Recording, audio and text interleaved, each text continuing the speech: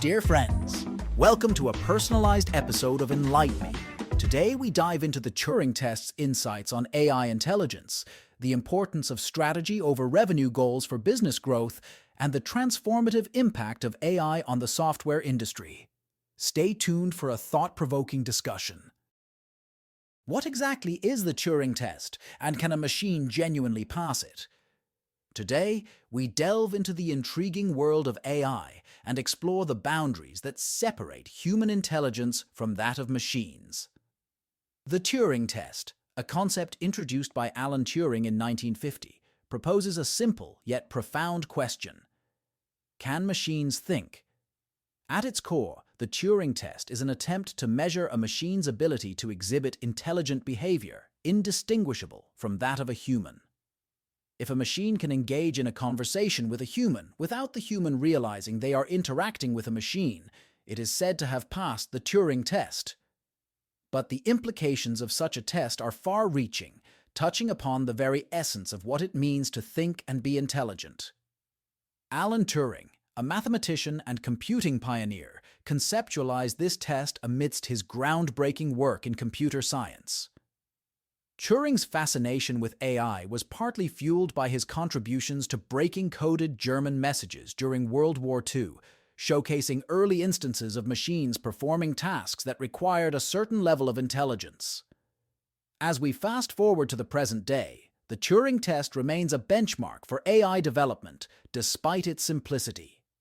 Advances in technology have brought us machines that can translate languages instantaneously, robots that clean homes, and even chatbots that mimic human conversations. Yet, the question remains, can these machines truly think? Critics argue that while a computer might be programmed to mimic thinking, it lacks a mind of its own. The complexity of human thought, they claim, cannot be reduced to mere code. This criticism points to an essential distinction between processing information and possessing consciousness or self-awareness. The history of the Turing test is dotted with intriguing attempts to blur the lines between human and machine intelligence. Take, for instance, Eliza and Parry, early chatbots that managed to fool humans into believing they were conversing with another person. In the case of Parry, even psychiatrists struggled to distinguish between transcripts of conversations with real patients and those with the chatbot. Yet, these instances did not fully satisfy the criteria of the Turing test, as critics were quick to point out. The Turing test has evolved over the years, with modern interpretations involving multiple judges and longer conversations. Competitions like the Loebner Prize have sought to crown the most convincing AI, with chatbots like Eugene Goostman achieving notable success by convincing a portion of judges of its humanity. Yet, the question of whether any machine has truly passed the Turing test remains a matter of debate.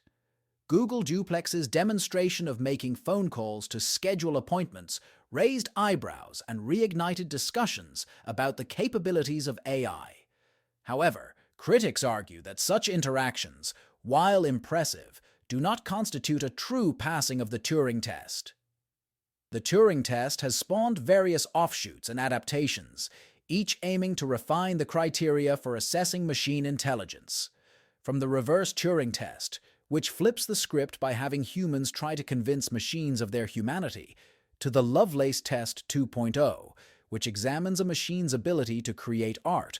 These variations strive to capture different aspects of intelligence. Despite its limitations, the Turing test has endured as a thought-provoking challenge in the realm of AI. It compels us to consider not only the technical capabilities of machines, but also the nature of intelligence itself. As technology continues to advance, the Turing test and its variations offer a lens through which to examine the evolving relationship between humans and machines. In conclusion, the Turing test serves as a fascinating exploration of the boundaries of AI. While it may not provide definitive answers, it sparks critical conversations about what it means to think and whether machines can ever truly replicate the depth and complexity of human intelligence. As AI continues to advance, the Turing test remains a valuable tool for understanding the potential and limitations of machines in mimicking the human mind. Now, let's move on to how companies can achieve sustainable growth through effective strategy rather than just setting ambitious revenue goals.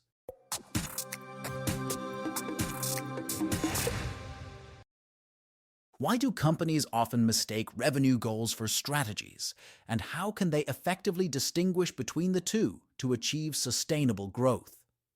In the world of business, especially during the annual planning season, companies of all sizes are tempted to focus intensely on setting financial targets. They lock down on commitments and predict revenue with a precision that often overlooks the unpredictability of the market. It's crucial to understand that while setting revenue goals is important, it's not a strategy. Strategies are about the how we plan to achieve these financial milestones through actionable and thoughtful approaches. Take, for instance, a company aiming for a 35% year-over-year growth, targeting 40 million euros in annual revenue with a margin greater than 55%, all while requiring less than 15 million euros in incremental investment. These are ambitious goals, but without a clear strategy, they're akin to shooting arrows in the dark. Strategies require a company to make critical choices and to focus on a few areas where they can excel and differentiate themselves from competitors. For example, could the company expand into new geographic markets, or could it innovate by adding AI capabilities to their product to create a unique selling proposition? Each of these paths requires different resources, competencies, and organizational changes. One common pitfall is that departments within a company often wait for others to make the first move. Marketing waits on sales to define target segments, while product development waits on finance for budget allocations. This deadlock can be paralyzing and often stems from a misunderstanding of what a strategy truly entails. It's not merely about setting goals, but about making interconnected decisions across all departments that align with a coherent plan to achieve those goals. An effective strategy requires cross-functional thinking and collaboration.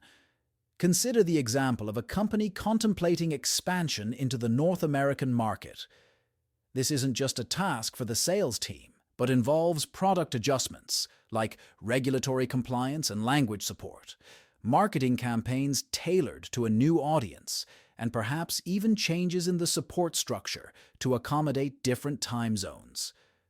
Similarly, venturing into AI to enhance a product isn't merely a technical challenge, but involves hiring the right talent, sourcing clean training data, and potentially rethinking the product marketing strategy. The role of the Chief Product Officer, CPO, or Head of Product is crucial in these discussions. Despite often having the smallest team, they possess a comprehensive understanding of the business from end to end. They can spearhead the strategic planning process by laying out various scenarios, each with its own set of assumptions and revenue potentials. This proactive approach helps in moving the conversation from vague financial targets to specific strategic initiatives. It's essential to remember, however, that these strategic discussions are based on assumptions and educated guesses about the future. The key is to remain agile and adaptable, acknowledging that no plan is set in stone. A strategy is a living document that must evolve in response to new information and market conditions. In conclusion, setting revenue targets without a backing strategy is like setting sail without a compass. While the destination is clear, the path to get there is not. A well-crafted strategy considers the capabilities of the organization, the competitive landscape, and the needs of the market. It's about making tough choices, committing resources to a few selected areas, and ensuring alignment across the organization. This is the essence of strategic planning, and it's what separates the companies that merely set ambitious goals from those that achieve them. Now, let's explore the impact of AI on the software industry and what it means for traditional software companies.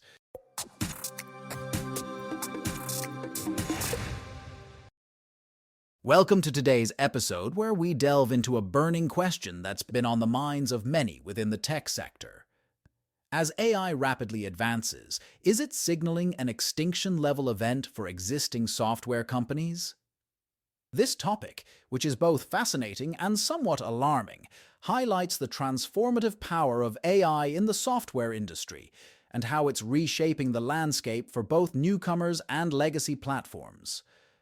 The integration of AI into software development isn't just enhancing the capabilities of applications, it's drastically reducing the costs of production. This seismic shift is posing a significant threat to traditional software platforms that fail to harness the power of AI. The once formidable moats protecting these legacy platforms are quickly evaporating, leaving them vulnerable to obliteration by agile newcomers. These new entrants, armed with AI, are capable of launching products that rival or even surpass those of established companies in a fraction of the time and with significantly smaller engineering teams. The narrative of companies that have taken years and millions of dollars to build being dismantled so rapidly is a testament to the disruptive force of AI. However, the story doesn't end with the demise of legacy software companies. The intense competition fostered by the lowering barriers to software production is leading to a crash in software product prices. Consider the functionalities of modern platforms like Dropbox, Airtable, or Figma, and imagine their worth 2 decades ago compared to the value of basic word processing software at the time. This plummeting cost, while beneficial for consumers, spells trouble for software product companies, making the market less lucrative due to heightened competition. In navigating these turbulent waters, the emphasis shifts from developing mere products to building platforms. But what exactly sets a platform apart in this context? It's a system that thrives on the proprietary data, distribution, and development, collectively referred to as the 3Ds. These platforms grow stronger with each interaction, leveraging data network effects, customer network effects, and the attraction of third-party developers to create a self-sustaining ecosystem.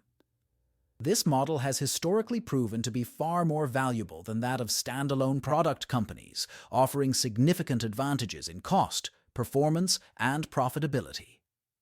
Yet, in the age of AI, the focus on platforms takes on a new dimension. While AI is rapidly commoditizing technical products, it hasn't quite penetrated the networks that platforms establish. These networks, whether based on data, distribution, or development, remain the last line of defense against the commoditization wave. It's these networks that create and maintain value, making them critical for software companies to protect and nurture. The story gets even more intriguing when we consider the untapped potential within specific verticals like insurance, supply chain, commerce enablement, and energy. These sectors, still in the early stages of digital transformation, offer fertile ground for platforms to establish dominant positions. By leveraging AI, companies within these verticals can accelerate their capture of the market, building their customer and partner networks at unprecedented speeds. As we explore the impact of AI on the software industry, it's clear that the narrative is not solely about technological advancement, but also about strategic adaptation. The transition from product-centric models to platform-based approaches represents a critical pivot for companies aiming to thrive in this new era.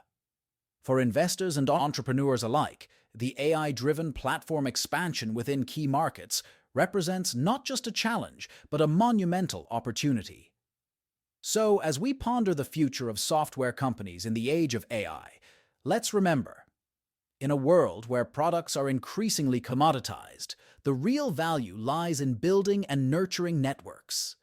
It's those networks that will define the winners and losers in the ongoing technological evolution. In the age of AI, the mantra is clear: build platforms, not just products. Thanks for tuning in to today's episode of Innovation Pulse. If you enjoyed our insights and are eager to learn more, the Enlight Me app is just a tap away. Expand your knowledge with personalized content on over 20 diverse topics, from crypto to health and beyond, all curated to fit your interests. Download the Enlight Me app now at the Apple Store or Google Play, or visit the enlightme.ai website. Stay curious, stay enlightened.